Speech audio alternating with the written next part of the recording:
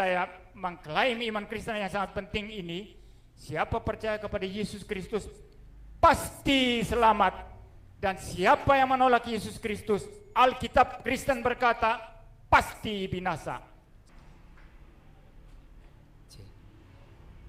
Sekali lagi saya mengucapkan banyak terima kasih kepada panitia penyelenggara. Saya juga mengucapkan banyak terima kasih kepada narasumber Bapak Prof. Egi dan juga Ustadz Nababan, dan juga rekan saya Bapak Muri, dan juga terlebih moderator Bang Virus gitu ya.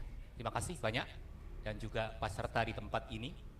Tentu dalam dialog kita ini memang mengangkat tema yang jelas, itu tauhid dan Tritunggal, dan saya dalam hal ini kembali ingin menegaskan dalam statement positif saya bahwa dalam kekristenan tidak mengajarkan bahwa ada 3 Allah, tapi satu Allah di dalam 3 pribadi.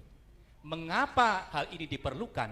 Dalam konteks jelas dalam iman kami, dalam konteks bagaimana mengasihi dunia untuk menyelamatkan manusia yang berdosa. Dan oleh karena itulah mengapa hal ini menjadi penting di dalam iman kami, karena memang ini menjadi sebuah kebutuhan mutlak yang bisa tidak ditolak oleh dunia dan manusia yang telah jatuh ke dalam dosa.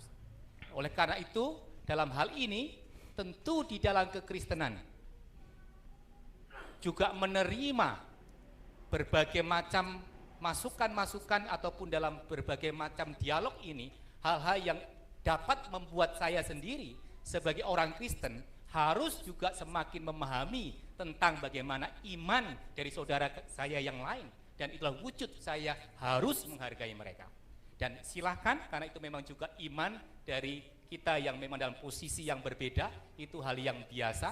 Tetapi yang perlu saya tegaskan dalam bagian ini, maka kiranya kita percaya sampai mengapa harus ada Allah yang menjadi manusia. Karena sekali lagi, supaya keadilan Allah dan juga kasih Allah itu tergenapi.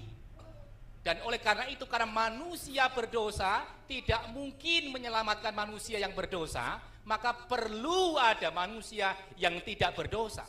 Maka mengapa Yesus Kristus harus hadir? Karena sekali lagi dalam rangka menyelamatkan manusia. Kalau kita buat perbandingan tadi, jikalau firman bisa menjadi tulisan, mengapa kita tidak membuka pikiran bahwa firman itu menjadi daging, menjadi manusia? Apakah ini tidak logis? Apakah ini tidak ada sumber yang menjadi pembanding? Tentu ini menjadi hal yang penting untuk kita perhatikan.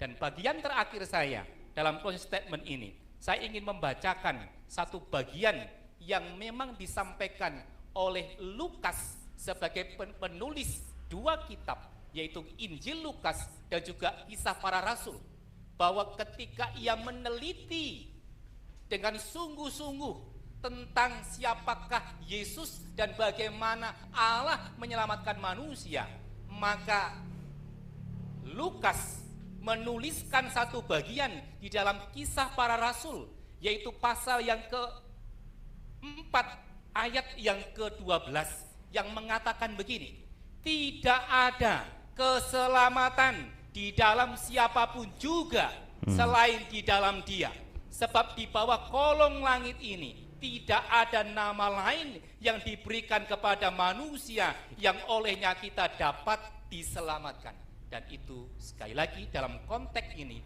menunjuk kepada Yesus Kristus. Terima kasih. Ini keren ini, closing statement yang mantap. Ya, baik. Pertama-tama dalam closing statement ini, saya ingin sedikit menanggapi seluruh perdebatan ini. Saya melihat memang ada hal-hal yang bagi saya tidak akademik ya di dalam debat ini. Seperti istilah-istilah yang dipakai ya, menunjuk ke lawan debat dan mengatakan blow on atau bodoh. Bagi saya itu tidak ilmiah dan tidak akademik ya. Itu yang pertama. Lalu yang kedua, kalau saudara memperhatikan dengan jujur, tadi Profesor Egi mengatakan salah satunya itu jujur ya, adil, jujur begitu ya. Kalau mau jujur, ini topiknya tauhid dan Tritunggal. Yang paling banyak dibahas hanya Trinitas.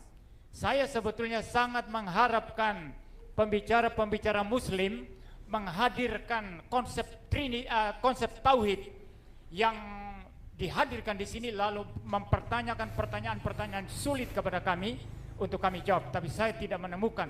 Sorry, dalam debat ini saya tidak menemukan itu. Lebih banyak bertanya tentang Yesus, tentang Trinitas, yang kami jawab ulang-ulang dengan cara yang sangat tuntas, dengan cara yang sangat intelligible, tapi tetap terus ditanyakan berulang-ulang seperti itu, pertanyaan basis. Ya, itu yang kedua kesan saya. Dan yang ketiga, sekali lagi sebagaimana rekan saya tadi Pak Moses mengatakan, kami tidak percaya tiga Allah, hanya satu Allah, yang di dalam diri satu Allah itu ada tiga pribadi yang berbeda, sehingga relasi dan kasih itu menjadi sesuatu yang eksis. Ya. Anda tidak bisa berbicara itu dalam konsep Allah pribadi mutlak, satu pribadi mutlak, sebagaimana di dalam tauhid yang Anda percaya.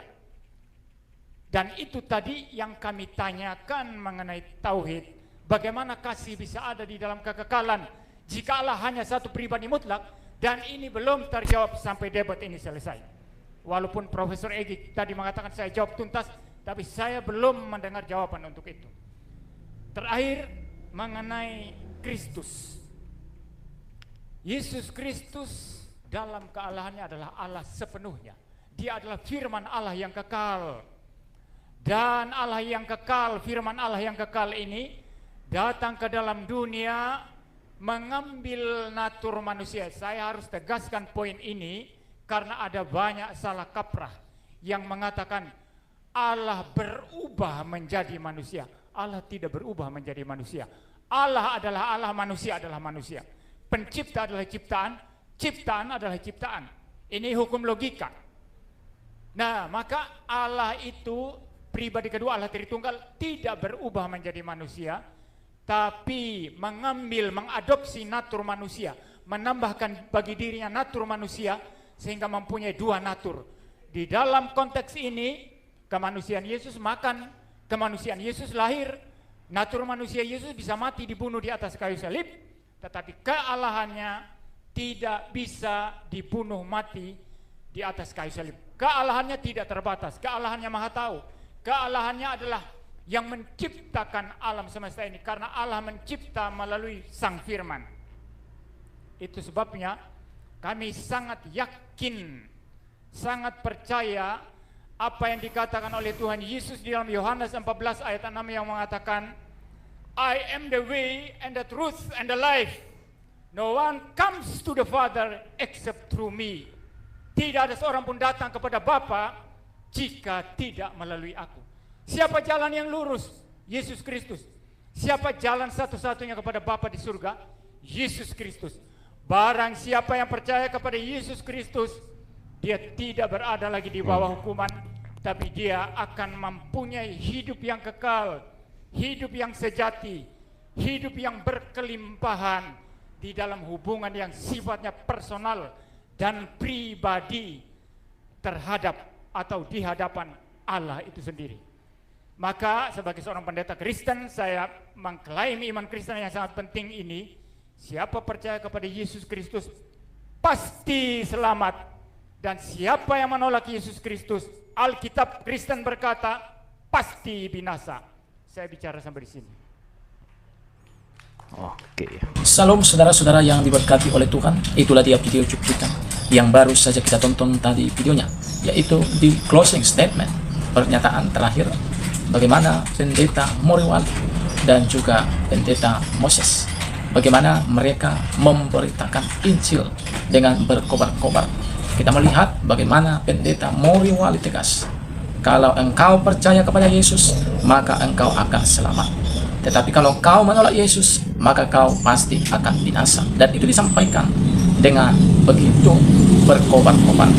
Nah, saudara, kiranya video ini boleh memberikan kepada kita pengertian penting, bahwa biarlah kiranya dalam perdebatan itu, ya, kita memberitakan Injil, karena tujuan daripada perdebatan itu bukanlah hanya saling beradu argumen, tetapi juga inti daripada perdebatan tersebut, supaya setiap lidah boleh mengaku bahwa Yesus itu adalah Tuhan dan Juru Selamat, dan setiap lutut boleh bertelut menyembah Yesus, sehingga cepat atau lambat orang-orang percaya kepadanya, sehingga semakin banyak orang-orang yang diselamatkan. Bagaimana tadi kita sudah mendengar disampaikan oleh Pendeta Moriwali dalam Yohanes 14 ayat 6, Akulah jalan dan kebenaran dan hidup. Tidak ada seorang pun yang sampai kepada Bapa di surga kalau tidak melalui aku. Yesus jelas katakan, hanya dialah satu-satunya jalan kepada Bapa di surga. Di luar dia, maka yang ada adalah kebinasaan. Nah, inilah inti perdebatan, agar orang mengenal Yesus. Jadi Bapak Ibu Saudara, dimanapun kita berada saat ini, mari, apapun yang kita beritakan, pastikan dalam pemberitaan kita adalah menuju kepada, yaitu Yesus yang adalah keselamatan, Yesus yang adalah satu-satunya jalan ke surga. Sehingga setiap perkataan kita itu tidak dianggap sia-sia, tetapi perkataan kita itu adalah suatu pemberitaan yang membawa keselamatan bagi orang lain. Nah, saudara-saudara, kiranya video yang saya bagikan ini boleh memberkati kita, dan kita harus berani seperti kedua pendeta ini. Mereka berani. Saya teringat bagaimana kisah di Alkitab, ya, bagaimana Petrus dan murid-murid lain ketika mereka ditangkap oleh mahkamah agama, karena mereka melihat bagaimana Petrus dan murid-murid lain mengadakan tanda ajaib, tanda mujizat. Lalu mereka menanyai, dengan kuasa mana kau melakukannya, katanya. Petrus mengatakan, biar kalian tahu, Roh Kudus menjadi saksi hari ini. Dengan kuasa nama Yesuslah orang lumpuh itu berjalan. Mereka berani berkata-kata. Orang-orang yang ada di sana, saudara, yang beranggapan, bukankah Petrus orang yang tidak terpelajar? Bagaimana mungkin dia bisa berkata-kata demikian? Petrus dan murid lain itu menyampaikan Yesus adalah Tuhan, Yesus adalah satu-satunya keselamatan. Di bawah kolong langit tidak ada nama lain yang menyelamatkan, hanya oleh Yesus dapat diselamatkan. Roh Kudus meneguhkan pemberitaan itu, sehingga mereka dianggap luar biasa oleh mahkamah agama yang mengadili mereka. Sehingga apa yang terjadi? Petrus dan murid-murid lain, mereka pun dilepaskan dari tempat tersebut. Nah, teman-teman, kiranya video ini boleh memberkati. Tuhan memberkati kita. Shalom.